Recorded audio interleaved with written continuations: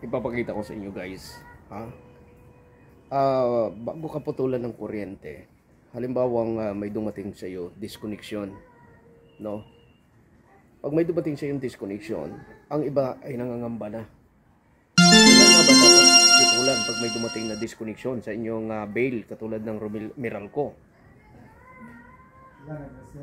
Ang ayon sa ERC electric ay kailangan pag may dumating sa yung koneksyon, para sa kaalaman ninyo, ay 48 hours bago putulan nila.